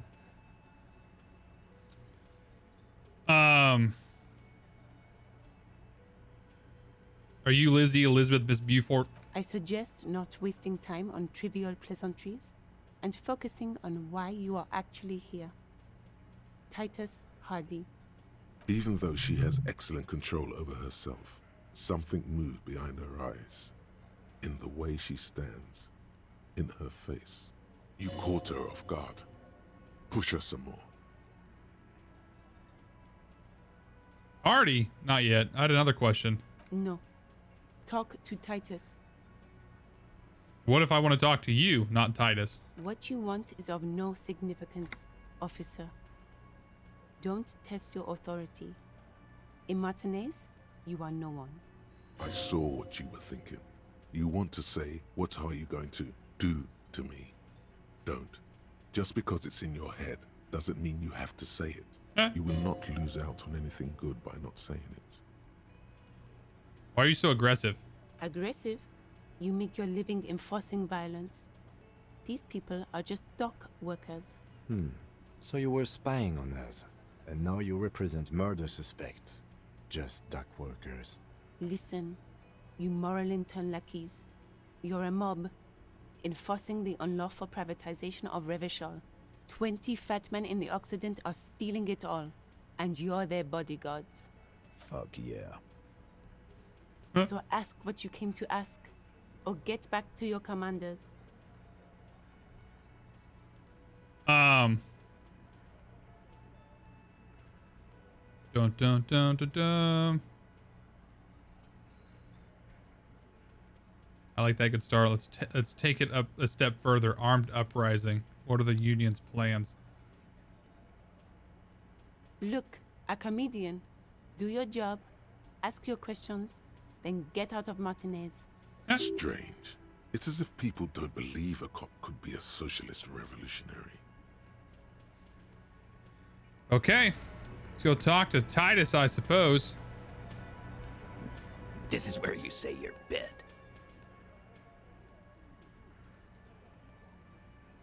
This guy looks fun. Detective. Hey, dipshit. You hard of hearing or something? The boss man's talking to you. Do not let their squeals disturb your serenity. These are but simple peasants, sire. Chatters too inane to reach your ears. Raise your chin and gaze into the distance like a prince. What, is he fucking kidding? This guy high or something? Hey, asshole, up here. We're talking to you. We are looking for Titus Hardie. First we need to talk about your attitude. Wow. The RCM sent us some big dick cops. Real big dick cops. Look at them. Reckless. Swinging in the wind. Yeah, look at the big dick on that cop. Can't tell a dick that big what to do. Must be something in the water in Jamrock. Yeah, gave him real nice big dicks. Yeah. Anyways. You might want to start asking your questions now. It's not going to get better than this. Do a head count first. Connect these men to the tracks you saw in the yard. Chances are they're going to match. Scan the room. Starting from the right. Boot size 44. Blonde man. In his 30s. Overbearingly masculine. Sitting on his right. Standard working boots. Size 45 or 46. Eldest in the room. Probably mid-50s. Smoker. Quiet. Across at the other table. Hobnailed working boots. Size 43. Gang tattoos. Mesk or Sarah Mauritian. In his late 30s, early 40s. He spent his youth in Villa Labos, a housing project in the Jamrock quarter. There were incarcerations. Hard to say what else. The ink is fading. And then, standard working boot. Steel reinforced toes. Size 46. The big dick. Wide at the shoulders and lean at the hips. Rugby cap. Fingerless gloves. And numerous scars. A little under 40. The emblem on his vest says Rowing Club. A little patch below it reads T. Hardie, Captain. In the far corner, standard working boot. Steel reinforced toes. Size 44. 40-something. non-alcoholic beverage in hand. You squint. Is that a plectrum? On his neck. Forget it. It's not important. Let's call this one the musician.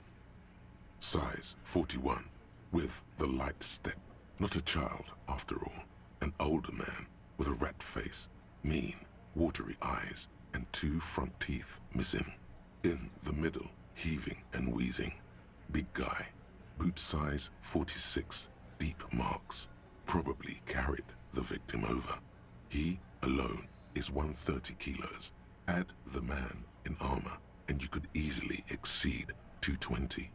In conclusion, these 7 are the actors on the crime scene. The footprints were theirs, but there's a discrepancy. One of them is missing, the odd soul. Exactly. You've stood there for about 4 seconds, not saying anything. Hit them with questions. Where's the 8th Hardie? The fuck is with you, fella?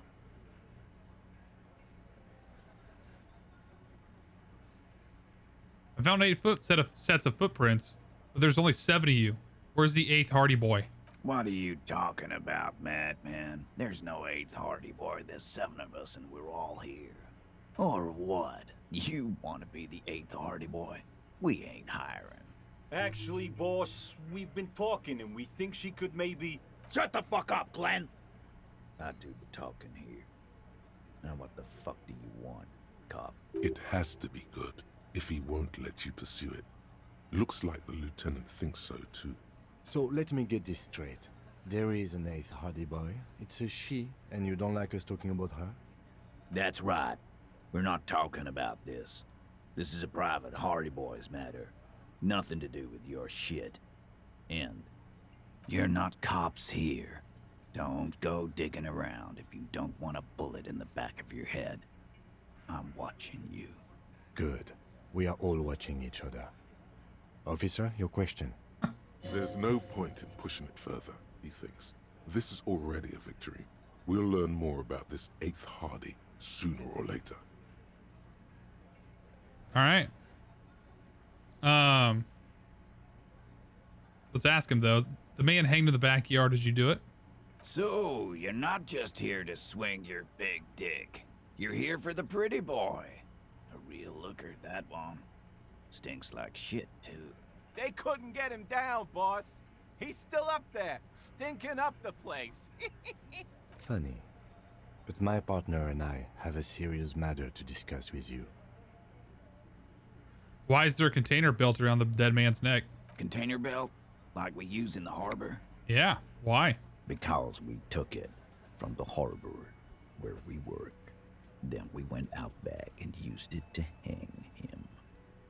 We did this together, all of us, until he was dead. That's why there's a container belt around his neck. That's it. Game's over. We got the perpetrator. No, you don't. What you have is 7 honest men who thought it forthcoming to tell you what happened, so that you don't waste any more of your time. All 7 together. They're diluting responsibility. It's an anti-arrest tactic. You murdered him just like that? No remorse? How many people have you sent to the Shays? Ever felt remorse for them? Chaise électrique is the method of capital punishment in Revachol under the Coalition. During the suzerain's reign, it used to be the firing squad. Or send them to Reunion to rot. For 20 years. For life.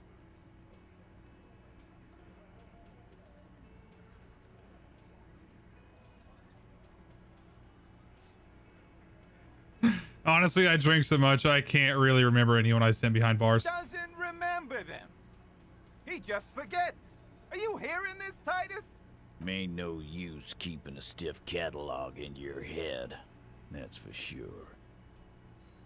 Who called the shots that night? Are you deaf? There will be no singling anyone out. You can't arrest a Hardie boy without arresting all Hardie boys. Do you think you could do that? Do you think you could arrest them all? A trick question. Don't let her lead the conversation. No, but seriously, who calls the shots around here? Who do you fucking think does? I thought she did. It wasn't a question, dickwad. How fucking stupid are you? This asshole is worse than... Titus runs the Hardie Boys, genius. That's why we're called the Hardie Boys. Ain't that right, fellas? I think you got your answer, Mr. Law. Yes, there are some administrative differences. But on that night, they all acted as one man. When did this hanging incident occur? You don't have to keep answering his questions. I know, Lizzie. Relax. We killed him last Sunday night. Seemed like a good way to end the week. How long had you known the victim? Known him? We don't associate with scum like that, asshole. Yeah! Who do you think we are? The Hardie Boys. Quiet. He came around about 3 weeks ago when that Pines cow first sailed into town. Happy? By the Pines cow, you mean Joyce Messier? The representative for White Pines? The same company you're striking against? No. I mean the Pines cow. The stupid-ass cow they sent in to fuck us over. But you know what? Why don't you ask her about the pretty boy? I'm sure she has interesting things to say when you ask her hard enough. That's enough insinuation for today, Titus. Officer, your interview is drawing to an end. Don't waste your last questions. Why did you kill him? Why? 'Cause he was worthless mercenary scum. And he stepped out alive in my town. Glad we cleared that up. So am I. Now, how about you get the fuck out of my town? He killed the guy for stepping out of line? What? Is Mr. Titus Hardie here a fascist? No, sir. He is not. Get to the bottom of it. Ask again. I'm gonna ask you again, Titus. Why'd you kill him? Why? 'Cause he was worthless mercenary. Yeah. So he was a mercenary, that's it? And he stepped out of line. What kind of mercenary? The kind that shows up when you start a strike. The experienced kind, too. Had Cohoy and Semenine written all over him. Ex-Oranese Special Forces.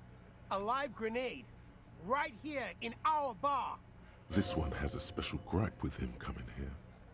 I can't prove it, but I know he was sent by the Wild Pines. They hire merc shit like that. Story of every strike from here to Samara. Hold on. How do you even know he was in Special Forces? 'Cause one night he walked straight up to the mic and said, "I'm Oranese goddamn Special Forces, and I'm gonna fuck you all." Really? Yeah, really. Had a gin and tonic up there, sang some Oranese paratrooper song, and said he's gonna fuck everyone. We couldn't believe it either, but he fucking did. Right there. Like some kind of animal. Sire, the tale is true.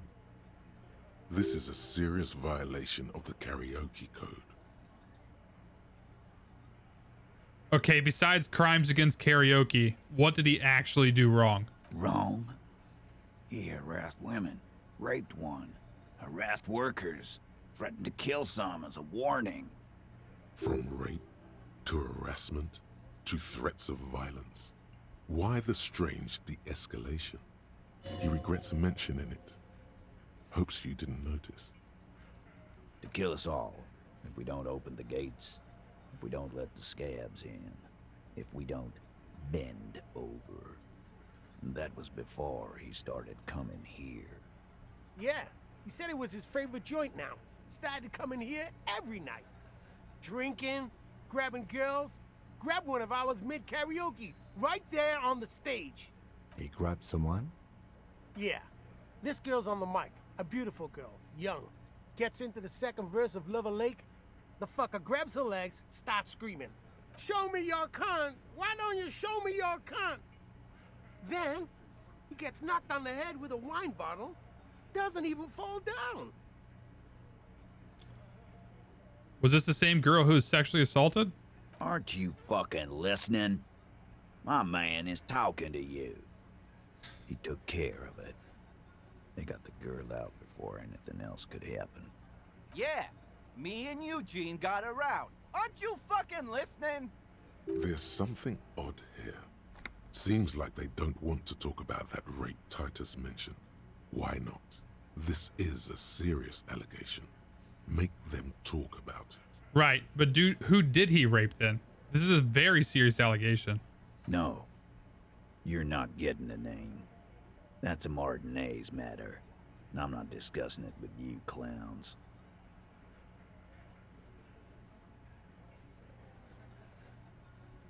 So what are we gonna do now? Nothing. Your investigation here is done.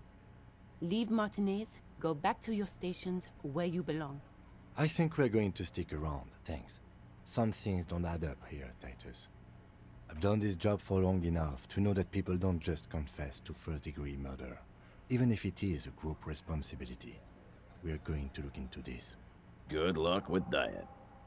You've heard everything a rent-a-cop is gonna hear from us, real law officials. You're lucky you didn't get a beating. I really wish I had the authority. I'm gonna take off now.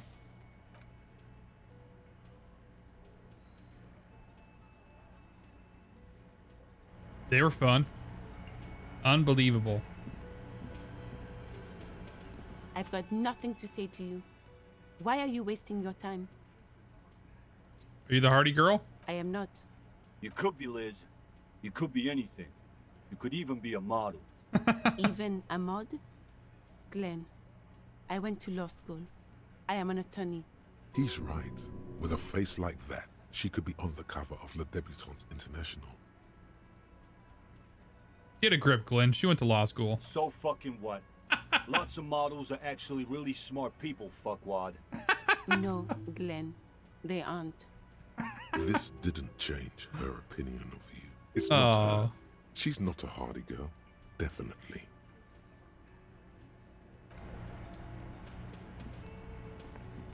Leviticus? Don't make me turn that button off.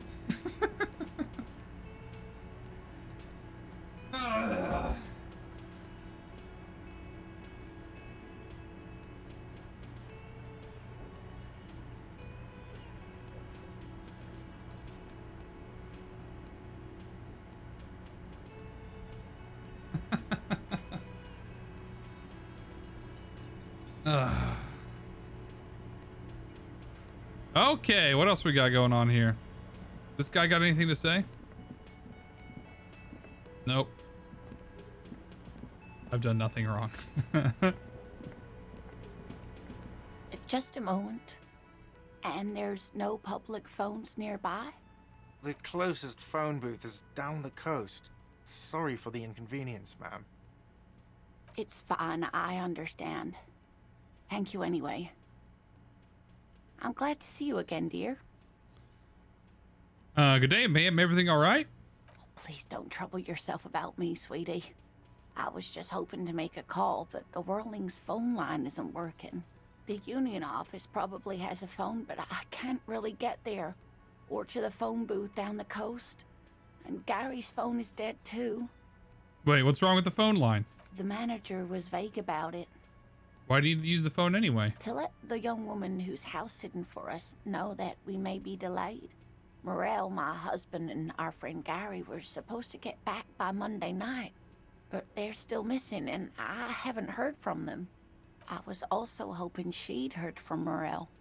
A little missing persons puzzle might just be the thing to take your mind off the hangover. Okay, I'll bite. Has your husband gone missing before? That's just it. This isn't like him at all. He always plans his expeditions so carefully. But you have more important things to worry about. More important than a missing expedition?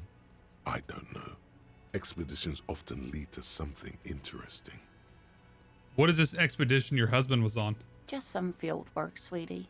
Morel is a highly trained scientist. He and his assistant Gary are studying an extremely rare species of insect. but they should have returned by now. They were just going down the coast across the waterlock to set a few traps. He said they'd be back on Monday. What could be keeping them? The waterlock. That was broken. Could this be it? The waterlock to the other side of the coast is broken. They're probably just stuck over there. Oh my. What happened to the waterlock? Probably just some technical problem. Well, whatever the cause, I'm thankful. To both of you. You've spared me another sleepless night. You're welcome, ma'am. I hate to ask, but if your investigation takes you to the other side of the coast, please do keep an eye out for my husband. Can do. This will surely lead to a cryptozoological mystery with that extremely rare insect. Yes, some left-field scientific research is exactly what you need right now. Funk up that vanilla murder investigation. And if you see him, let him know Lena is waiting for him here at the Whirling. He gets so tangled up in his work that he may not know the waterlock's been repaired. And it's cold out there. If I see him, I'll let him know you're here. When or if I get there. Oh, you're such a dear. Thank you, sweetie.